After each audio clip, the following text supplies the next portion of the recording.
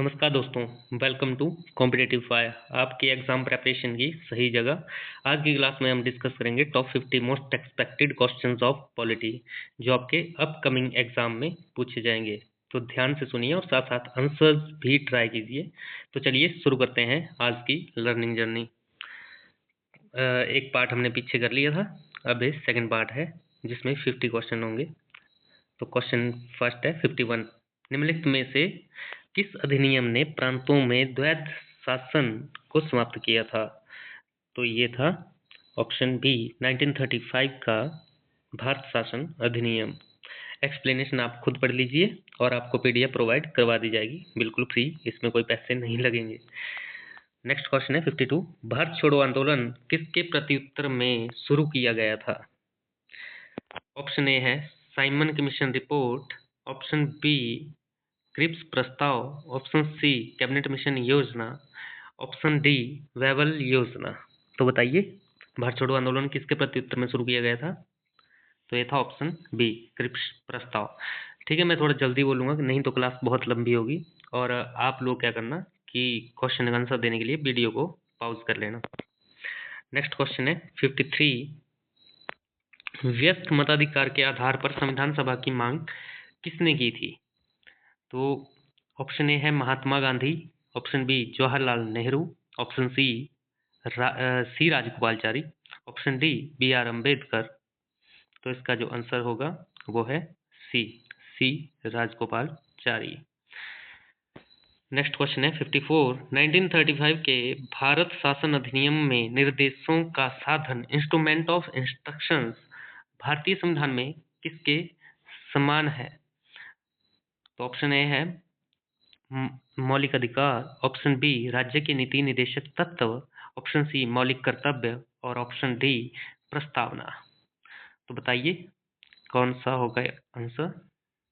इसमें जो आपका आंसर होगा वो है बी राज्य के नीति निदेशक तत्व। नेक्स्ट क्वेश्चन है 55। किस अधिनियम ने केंद्र में राज्य परिषद, काउंसिल ऑफ स्टेट्स और विधानसभा लेजिस्लेटिव असेंबली की स्थापना का प्रावधान किया था? ऑप्शन ए 1909 का भारतीय परिषद अधिनियम, ऑप्शन बी 1919 का भारत शासन अधिनियम, और ऑप्शन सी 1935 का भारत शासन अधिनियम और ऑप्शन डी है 1947 का भारतीय स्वतंत्रता अधिनियम। तो बताइए कौन सा आंसर होगा? इसका जो आंसर है वो होगा बी 1919 का भारत शासन अधिनियम। नेक्स्ट 56। 1935 के भारत शासन अधिनियम के तहत स्थापित संघीय न्यायालय फेडरल कोर्ट के अधिकार क्षेत्र में शामिल थे। तो इनमें से आप बताएंगे कौन कौन से इनमें शामिल थे। तीन स्टेटमेंट आपके पास है। फर्स्ट है केंद्र और प्रांतों के बीच विवाद, सेकंड है प्रांतों के बीच आपसी विवाद और थर्ड है रियासतों और संघ के बीच विवाद। तो बताइए इनमें से कौन सा जो आपका फेडरल कोर्ट के अधिकार क्षेत्र में शामिल थे? तो ये जो तीनों स्टेटमेंट्स हैं ये आपकी फेडरल कोर्ट के अधिकार क्षेत्र में शामिल थी। तो इसका ऑप्शन होगा डी। क्वेश्चन नंबर 57 है 1947 का भारतीय स्वतंत्रता अधिनियम किस योजना पर आधारित था? ऑप्शन ए है क्रिप्स मिशन योजना, बी कैबिनेट मिशन योजना, माउंटबेटन योजना या वेबल योजना। तो इसका आंसर होगा सी माउंटबेटन योजना। क्वेश्चन नंबर 58 है भारतीय संविधान में मौलिक कर्तव्यों को शामिल करने की सिफारिश किस समिति ने की थी? तो ऑप्शन है स्वर्ण सिंह समिति, अशोक मेहता समिति, बलवंत राय मेहता समिति या जे.एस. वर्मा समिति। तो इसका जो राइट आंसर है वो है स्वर्ण सिंह समिति। क्वेश्चन नंबर 60 है डोमिनियन स्टेटस का अर्थ है। डोमिनियन स्टेटस का अर्थ क्या है? ऑप्शन है विदेशी शासन से पूर्ण स्वतंत्रता, ब्रिटिश कॉमनवेल्थ के भीतर स्वायत्त दर्जा या वंशानुगत शासक वाला शासन या लिखित संविधान वाली शासन प्रणाली। तो बताइए कौन सा है इसका? तो यह है ब्रिटिश कॉमनवेल्थ के भीतर स्वायत्त दर्जा। क्वेश्चन नंबर 61 है आपका, बोर्ड ऑफ कंट्रोल की स्थापना का प्रावधान किस अधिनियम में था? ऑप्शन है 1773 का विनियामक अधिनियम, 1784 का पिट्स इंडिया एक्ट, या 1813 का चार्टर अधिनियम, या 1858 का भारत शासन अधिनियम। तो इसका जो आंसर होगा वो होगा बी, 1784 का पिट्स इंडिया एक्ट। इस जो बोर्ड ऑफ कंट्रोल की स्थापना का जो प्रावधान था वो 1784, जिसको हम पिट्स इंडिया एक्ट के नाम से जानते हैं, उसमें था। नेक्स्ट क्वेश्चन है 62, सहायक संधि या जिसको हम बोलते हैं सब्सिडरी अलायंस प्रणाली किसने शुरू की थी? तो ऑप्शन है Lord Cornwallis, Lord Wellesley, Lord Dalhousie, या लॉर्ड कैनिंग। तो इसका जो राइट आंसर होगा वो है Lord Wellesley, option B. Next question है 63, निम्नलिखित में से किसने भारत में अंग्रेजी को शिक्षा का माध्यम बनाया? तो इसके जो ऑप्शन है वो है 1813 का चार्टर अधिनियम, 1833 का चार्टर अधिनियम, या 1835 का मैकाले का मिनट, या 1854 का वुड्स डिस्पैच। तो इसका जो राइट आंसर होगा वो होगा ऑप्शन सी, 1835 का मैकाले का मिनट। क्वेश्चन नंबर 64, इनके कुछ आंसर साथ में ही रह गए हैं तो आप देख लीजिए साथ साथ में ही। 64 है, रैयतवाड़ी व्यवस्था किस क्षेत्र में लागू की गई थी? तो ये थी मद्रास और बंबई में। तो इनके थे कौन जिन्होंने शुरू की थी? तो वो थे रीड और मुनरो। इनका नाम ध्यान रखना, रीड और मुनरो। क्वेश्चन नंबर 65 है, किस अधिनियम ने भारतीयों को कैबिनेट सिविल सर्विसेज में नियुक्त करने का प्रावधान किया था? तो इसके जो ऑप्शन है वो है 1813 का चार्टर अधिनियम, 1833 का चार्टर अधिनियम, 1853 का चार्टर अधिनियम, या 1858 का भारत शासन अधिनियम। तो इसका जो राइट आंसर होगा वो होगा 1853 का चार्टर अधिनियम। इल्बर्ट बिल विवाद किस वायसराय के कार्यकाल में हुआ था? तो ये इल्बर्ट बिल विवाद किसके कार्यकाल में हुआ था? तो ये थे लॉर्ड रिपन। क्वेश्चन नंबर 67 है, निम्नलिखित में से किस संगठन की स्थापना ज्योतिबा फुले ने की थी?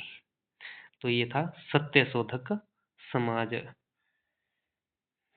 नेक्स्ट क्वेश्चन है, यंग बंग आंदोलन, यंग बंगाल आंदोलन भी बोलते हैं और यंग बंग आंदोलन भी इसको कहा जाता है, का नेतृत्व किसने किया था?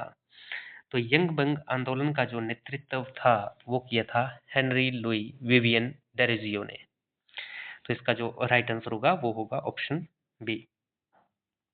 नेक्स्ट क्वेश्चन है 69, वुड्स डिस्पैच किस अधिनियम से जुड़ा हुआ है? तो इसके जो ऑप्शन है वो है 1813 का चार्टर अधिनियम, 1833 का चार्टर अधिनियम, 1853 का चार्टर अधिनियम, या 1858 का भारत शासन अधिनियम। तो इसका जो राइट आंसर है वो होगा 1853 के चार्टर अधिनियम से जुड़ा था। देखो 1854 का जो वुड्स डिस्पैच है वो शिक्षा सुधारों से संबंधित था, ठीक है। तो जो 1853 के चार्टर अधिनियम से वुड्स डिस्पैच जुड़ा हुआ है। क्वेश्चन नंबर 70, धन निकासी सिद्धांत ड्रेन ऑफ वेल्थ थ्योरी किसने प्रस्तुत की थी? तो वो थे दादा भाई नौरोजी। मैं डायरेक्ट इसका आंसर इसलिए बोल रहा हूँ क्योंकि ये नॉर्मल क्वेश्चन है, आप लोग वीडियो रोक सकते हैं बीच में। नेक्स्ट है 71, भारतीय राष्ट्रीय आंदोलन में टर्निंग पॉइंट किस घटना को माना जाता है? तो ऑप्शन है आपके 1857 का विद्रोह, बंगाल विभाजन, जलियांवाला बाग हत्याकांड, और भारत छोड़ो आंदोलन। तो कौन सा है इसका? इसका जो ऑप्शन है वो है बी, बंगाल विभाजन, और इसको ही भारतीय राष्ट्रीय आंदोलन में एक टर्निंग पॉइंट माना जाता है, ठीक है। 1905 का जो बंगाल विभाजन है, तो बताइए 1905 में जब बंगाल विभाजन हुआ था तो उस टाइम जो गवर्नर जनरल थे वो कौन थे? वायसराय कौन थे? तो वो थे लॉर्ड कर्जन। क्वेश्चन नंबर 72 है, स्वदेशी आंदोलन किसके प्रत्युत्तर में शुरू किया गया था? तो किसके प्रत्युत्तर में था? ऑप्शन है आपके साइमन कमीशन, बंगाल विभाजन, रॉलेट एक्ट, क्रिप्स मिशन। तो बताइए किसके उपलक्ष्य में था, किसके विरोध में था? तो जब आपका यंग बंग जो आंदोलन है जिसको हम बंगाल विभाजन बोलते हैं, तो वो कब हुआ था? ये हुआ था आपका 16 अक्टूबर 1905 को हुआ था, जिसको फिर शोक दिवस के रूप में भी मनाया गया था। नेक्स्ट क्वेश्चन है आपका 73। फादर ऑफ इंडियन अनरेस्ट किसे कहा जाता था? फादर ऑफ इंडियन अनरेस्ट, यह बोलते थे भारतीय अशांति का दूत, ये जनक। तो ये किसको कहा जाता था? ये थे बाल गंगाधर तिलक, जिन्होंने कहा था स्वतंत्रता मेरा जन्मसिद्ध अधिकार है और इसे मैं लेकर रहूंगा। क्वेश्चन नंबर 74 है, गदर पार्टी की स्थापना कहाँ हुई थी? तो गदर पार्टी की जो स्थापना है वो हुई थी आपकी सैन फ्रांसिस्को में। क्वेश्चन नंबर 75 है, होम रूल लीग की शुरुआत किसने की थी? होम रूल लीग की शुरुआत किसने की थी? ऑप्शन है आपके महात्मा गांधी और जवाहरलाल नेहरू, एनी बेसेंट और बाल गंगाधर तिलक, बिपिन चंद्र पाल और अरविंदो घोष, लाला लाजपत राय और सरदार पटेल। तो राइट आंसर है बी, होम रूल लीग की जो शुरुआत है वो एनी बेसेंट और बाल गंगाधर तिलक ने की थी। क्वेश्चन नंबर 76 है, जलियांवाला बाग हत्याकांड किस शहर में हुआ था? तो ये आप सबको पता है, अमृतसर में हुआ था। और गोली चलाने की जो आज्ञा थी वो किसने दी थी? वो दी थी जनरल डायर ने। आज्ञा तो नहीं बोलूंगा, आदेश बोलूंगा। असहयोग आंदोलन किस वर्ष शुरू हुआ था? तो असहयोग आंदोलन का अगर आपको पता है तो 1920 में शुरू हुआ था। क्वेश्चन नंबर 78 है, सविनय अवज्ञा आंदोलन की शुरुआत किससे हुई? तो कहाँ से हुई थी सविनय अवज्ञा आंदोलन की शुरुआत? दांडी मार्च, भारत छोड़ो प्रस्ताव, साइमन कमीशन बहिष्कार या गोलमेज सम्मेलन? तो बताइए, तो सविनय अवज्ञा आंदोलन हुआ कब था? ये हुआ था आपका 1930 में। और शुरुआत कहाँ से हुई थी? दांडी से, दांडी मार्च जिसको हम कहते हैं। क्वेश्चन नंबर 79 है, भारत छोड़ो प्रस्ताव कहाँ पारित हुआ था? तो भारत छोड़ो जो प्रस्ताव है वो कहाँ पारित हुआ था? ऑप्शन है आपके कांग्रेस का लाहौर अधिवेशन या बंबई अधिवेशन या कलकत्ता अधिवेशन या दिल्ली अधिवेशन। तो ये जो भारत छोड़ो प्रस्ताव है ये पारित हुआ था आपका 1942 में बंबई अधिवेशन में। नेक्स्ट है क्वेश्चन नंबर 80, भारत का लौह पुरुष किसे कहा जाता है? मुझे लगता है ये क्वेश्चन सभी को ही पता है, तो ये थे आपके सरदार वल्लभ भाई पटेल। 81 है, पूना पैक्ट किन के बीच में हुआ था? तो पूना पैक्ट तो आपके ऑप्शन है महात्मा गांधी और जवाहरलाल नेहरू, महात्मा गांधी और बी आर अम्बेडकर, जवाहरलाल नेहरू और बी आर अम्बेडकर, महात्मा गांधी और लॉर्ड इरविन। तो अगर आपको पता है तो ये महात्मा गांधी और बी आर अम्बेडकर के बीच में हुआ था। और कब हुआ था? ये हुआ था 1932 में। तो ये जो हुआ था ये 24 सितंबर 1932 में हुआ था। नेक्स्ट क्वेश्चन है आपका 82, कैबिनेट मिशन भारत में किस वर्ष आया था? तो कैबिनेट मिशन किस वर्ष आया था बताइए। तो इसका जो राइट आंसर होगा वो है सी, 1946। 83 है आपका, ब्रिटिश भारत के अंतिम गवर्नर जनरल कौन थे? तो जो ब्रिटिश भारत के अंतिम गवर्नर जनरल थे वो थे लॉर्ड माउंटबेटन। नेक्स्ट क्वेश्चन है आपका 84, माउंटबेटन योजना में क्या प्रस्तावित किया गया था? बताइए, भारत की पूर्ण स्वतंत्रता, भारत को डोमिनियन दर्जा या भारत का विभाजन या संविधान सभा की स्थापना? तो इसका जो आंसर है वो है भारत का विभाजन, ऑप्शन सी। भारतीय संविधान को किस दिन अपनाया गया था? तो बताइए कब अपनाया गया था, या एक और होता है कि कब अंगीकृत किया गया था? तो इसका जो राइट आंसर है वो है 26 नवंबर 1949। नेक्स्ट क्वेश्चन है, भारतीय संविधान को कब लागू किया गया था? तो ये है 26 जनवरी 1950। और 26 जनवरी को ही क्यों लागू किया गया था, जबकि तैयार तो 26 नवंबर 1949 को ही हो गया था। तो ध्यान रखना, क्योंकि 26 जनवरी 1930 को भारत ने पहला स्वतंत्रता दिवस मनाया था। नेक्स्ट क्वेश्चन है 87। संविधान सभा ने भारतीय संविधान बनाने में कितना समय लिया?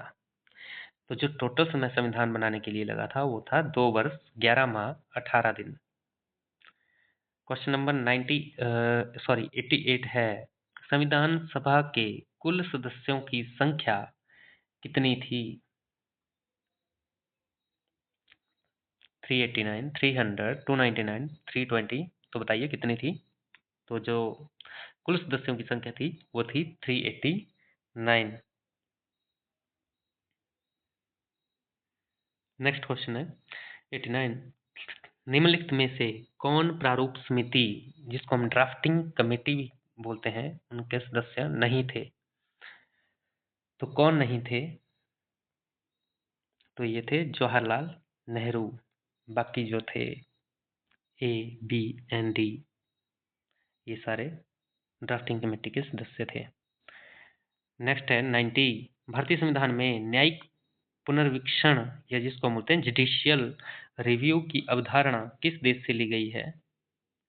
तो कहाँ से ली गई है? ब्रिटिश संविधान, अमेरिका से, या कनाडा से, या आयरिश से? आयरिश मतलब आयरलैंड। कहाँ से ली गई है? तो ये ली गई है अमेरिका के संविधान से।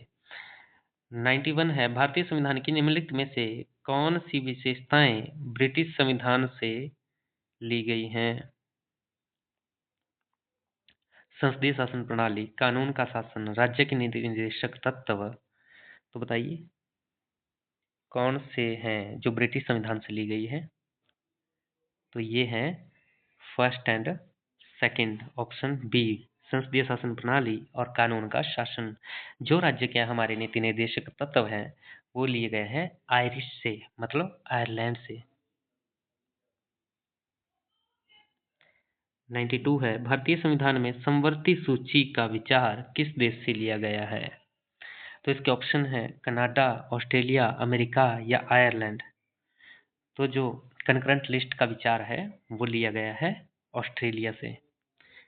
93 है, भारतीय संविधान की कौन सी अनुसूची राज्यों की परिषद राज्यसभा में सीटों के आवंटन से संबंधित है? तो कौन सा वो शेड्यूल है? बताइए, 4th है, 5th है, 6th है, ये 7th है? तो जो राज्यों की परिषद मतलब राज्यसभा में जो सीटों का आवंटन से संबंधित है वो है 4th शेड्यूल। 94 है, भारतीय संविधान की प्रस्तावना किस पर आधारित है? तो किस पर आधारित है? तो यह है उद्देशिका प्रस्ताव। और उद्देशिका प्रस्ताव किसने प्रस्तुत किया था संविधान सभा में? तो ये किया था जवाहरलाल नेहरू ने। 95 है, किस संशोधन को मिनी कॉन्स्टिट्यूशन के नाम से भी जाना जाता था? तो ये था 42nd अमेंडमेंट, जो कब हुआ था? 1976 में। नेक्स्ट क्वेश्चन है आपका, मौलिक कर्तव्यों की अवधारणा भारतीय संविधान में किस संशोधन द्वारा जोड़ी गई थी? तो कौन सा अमेंडमेंट था जिसके जिसके साथ मौलिक कर्तव्यों को जोड़ा गया था संविधान में? 42nd, 44th, 73rd या 86th? तो इसका जो राइट आंसर है वो है 42nd। 97 है, भारतीय संविधान का कौन सा भाग राज्य के नीति निर्देशक तत्वों directive principle of state policy से संबंधित है? तो ये कौन सा भाग है? ये है भाग 4। नेक्स्ट क्वेश्चन है 98, संपत्ति का अधिकार मौलिक अधिकारों की सूची से किस संशोधन द्वारा हटाया गया था? तो ये जो संशोधन था ये था 44th अमेंडमेंट, जो कब हुआ था? 1978 में। नेक्स्ट क्वेश्चन है 99, भारतीय संविधान का कौन सा अनुच्छेद अस्पृश्यता का उन्मूलन से संबंधित है? तो ये जो आर्टिकल है ये है आर्टिकल 17।